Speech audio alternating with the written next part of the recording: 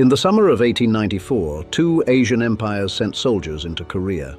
One was the Qing Empire, the traditional center of East Asia. For centuries, Chinese emperors had stood at the summit of a regional order that connected Beijing, Korea, Vietnam, the Ryukyu Islands, and other neighboring states. The other was Japan, a country that only a generation earlier had been ruled by samurai, divided into feudal domains, and forced open by Western warships. On paper, the result seemed obvious. China was larger, richer, and far more populous. It possessed German-built battleships, modern arsenals, and one of the most powerful fleets in Asia. Japan was the newcomer, entering a world already defined by the great powers. Yet within months, Chinese armies were retreating. The celebrated Beiyang Fleet was trapped and destroyed, and Japanese troops were advancing toward the Chinese heartland. The war did more than decide which country would control Korea. It answered a much larger question. Which country had successfully entered the modern world, and which one had only purchased its weapons?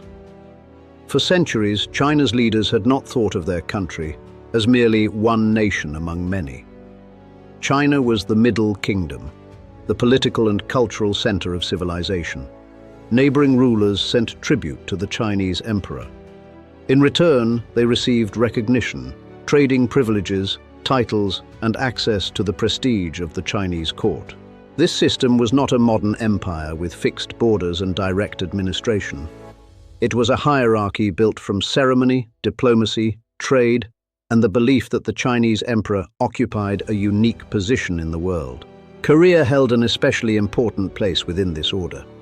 The Korean court maintained its own government and dynasty, but it had long acknowledged the senior position of China. Korean officials studied Chinese classics, used Chinese political models, and relied on Qing support when outside threats became dangerous. To many Qing officials, Korea was not simply a neighboring country, it was a protective shield. Across the narrow seas stood Japan. Beyond Manchuria stood Russia. If a hostile power dominated the Korean peninsula, the approaches to northern China could be exposed. One Chinese strategist famously described Korea as being as closely connected to China as the lips were to the teeth. If the lips disappeared, the teeth would be left cold. But during the 19th century, the old regional hierarchy was being challenged by a new kind of international order. Western powers no longer approached China as distant tribute-bearing states. They arrived with steamships, industrial weapons, international treaties, and demands backed by military force. Britain defeated the Qing dynasty in the Opium Wars. Foreign powers gained treaty ports, commercial privileges, and legal protections inside China. Russia expanded across northern Asia. France moved into Vietnam.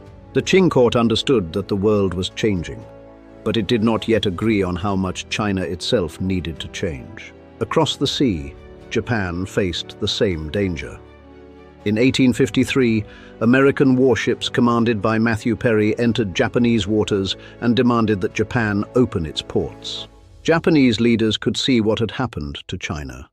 They knew that refusal without sufficient military power could lead to defeat. The crisis helped destroy the Tokugawa shogunate. After the Meiji Restoration of 1868, Japan's new leaders began rebuilding the state with extraordinary speed. They abolished the feudal domains. They weakened the old privileges of the samurai. They introduced national taxation, compulsory education, conscription, modern ministries, railways, telegraphs, arsenals, and factories. Japanese missions traveled abroad to study foreign institutions. Officers learned from France, Germany, and Britain. The army increasingly followed German models, while the navy drew heavily from British training and technology. Japan did not merely buy Western rifles and warships. It attempted to build the political, financial, educational, and industrial systems needed to use them. The transformation was disruptive and often violent. Former samurai rebelled. Peasants resisted taxation and military service. Political activists demanded a constitution and a national assembly. But the Japanese government continued. By the 1890s, Japan had a centralized army, a professional naval command, a modern bureaucracy, a national budget, and an expanding industrial economy. It was still weaker than the great Western empires, but it was no longer the Japan that Western warships had intimidated 40 years earlier. The Qing dynasty also attempted to strengthen itself. After the devastating Taiping Rebellion and China's defeats by Western powers, officials such as Li Hongzhang concluded that China needed foreign weapons, ships, factories, and military knowledge. Under his direction, China established arsenals, shipyards, military schools, telegraph networks, mining operations, and modern commercial enterprises. He helped create the Huai Army and later became closely associated with the Beiyang Fleet. The fleet's most impressive vessels were the ironclads Dingyuan and Zhenyuan, built in Germany. They were enormous symbols of China's new military power. Their heavy armor and large guns attracted international attention. When Chinese warships visited Japan in the 1880s, many Japanese observers were deeply impressed. Japan did not yet possess battleships of comparable size. For Qing officials, these ships seemed to prove that China was recovering, but the Beiyang Fleet concealed a serious weakness. It was modern equipment operating inside an old and fragmented political system. China did not possess one completely unified national military. Regional officials controlled separate armies and fleets. Funds depended on complicated provincial networks and personal relationships. Rivalries between officials weakened cooperation. A ship could be purchased from Europe, but maintaining it required a permanent supply system. Guns needed suitable ammunition. Boilers needed repairs. Sailors needed continuous training. Officers needed professional promotion standards. Fleets needed reliable intelligence, clear chains of command, and realistic exercises. These less dramatic parts of military power were easier to neglect than the purchase of a giant battleship.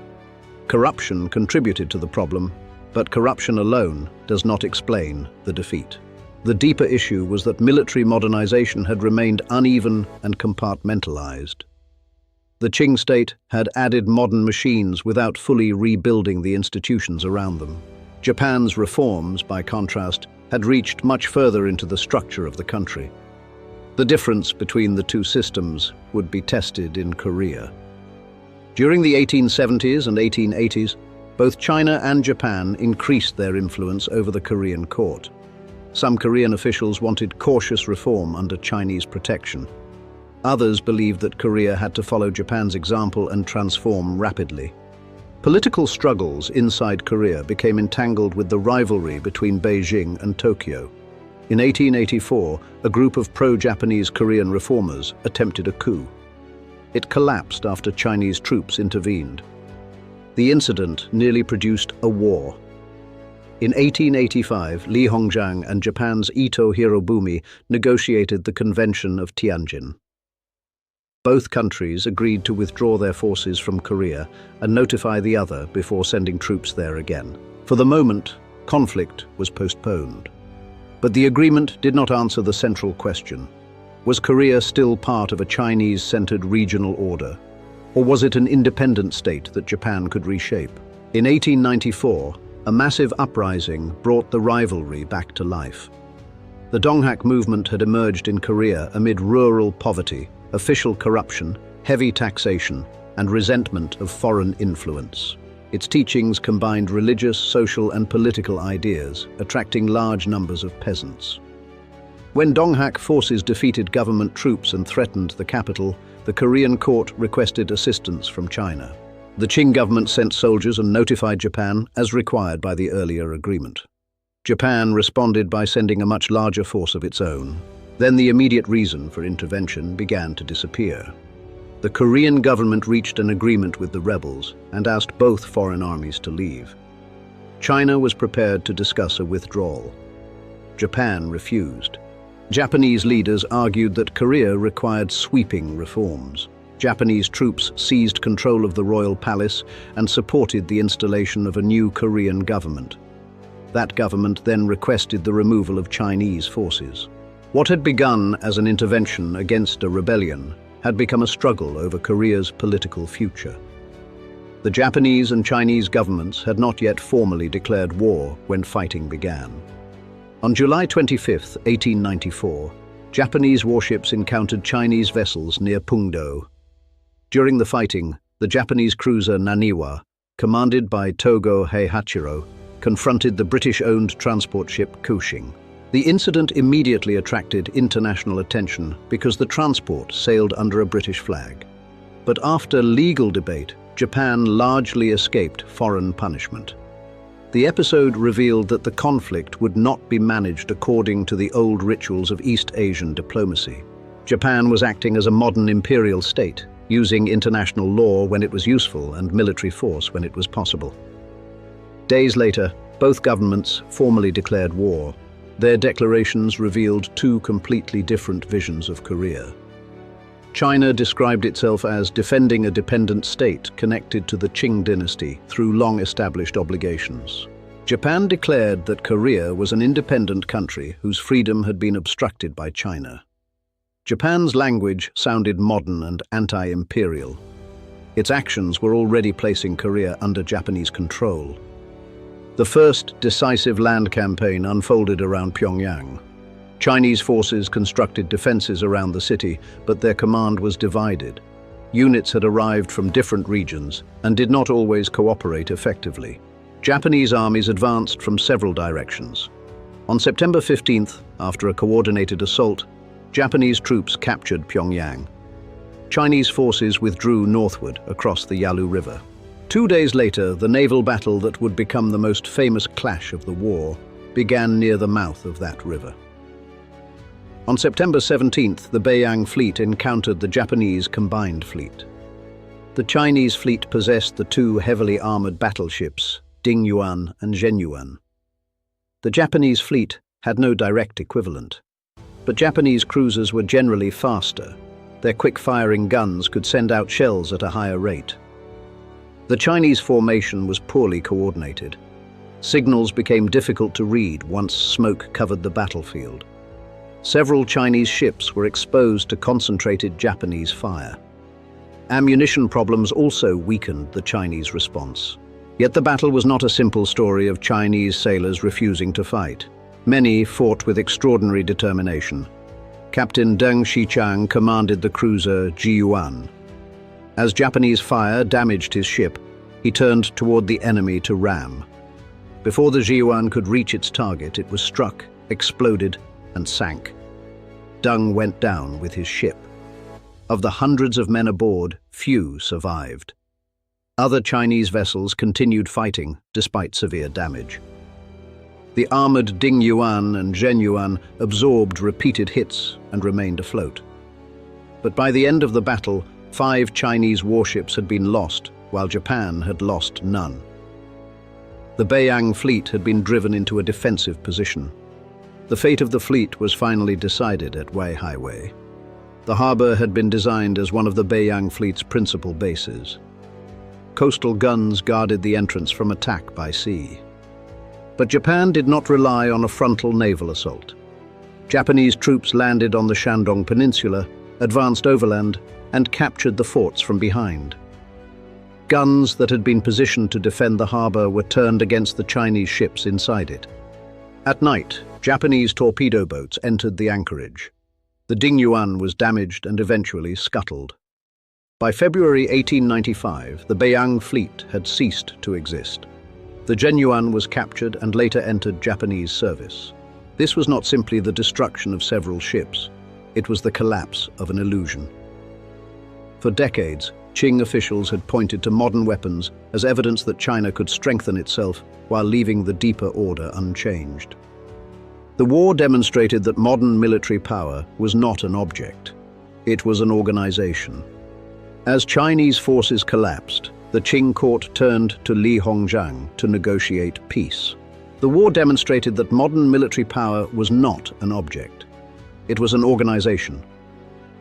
As Chinese forces collapsed, the Qing court turned to Li Hongzhang to negotiate peace. This was bitterly ironic. Li had spent much of his career building the military forces that had just been defeated. The war demonstrated that modern military power was not an object. It was an organization. As Chinese forces collapsed, the Qing court turned to Li Hongzhang to negotiate peace. In March 1895, the 72-year-old Li arrived in Shimonoseki.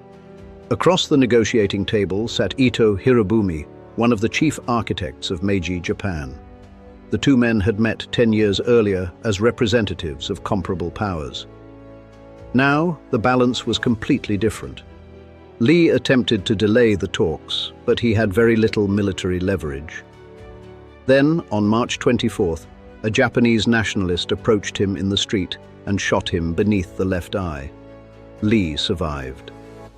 The assassination attempt embarrassed the Japanese government. On April 17, 1895, the Treaty of Shimonoseki was signed. China recognized the complete independence of Korea. In reality, removing Qing influence opened the way for Japanese domination.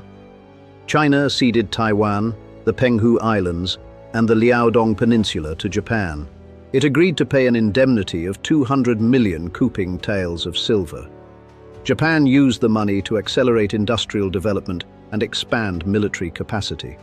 The peace settlement helped deepen the new balance of power. Japan's victory also shocked the Western powers.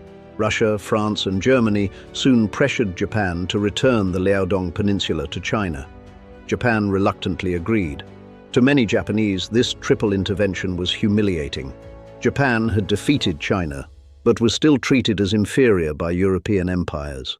The lesson drawn in Tokyo was not that imperial expansion should stop. It was that Japan needed an even stronger army and navy.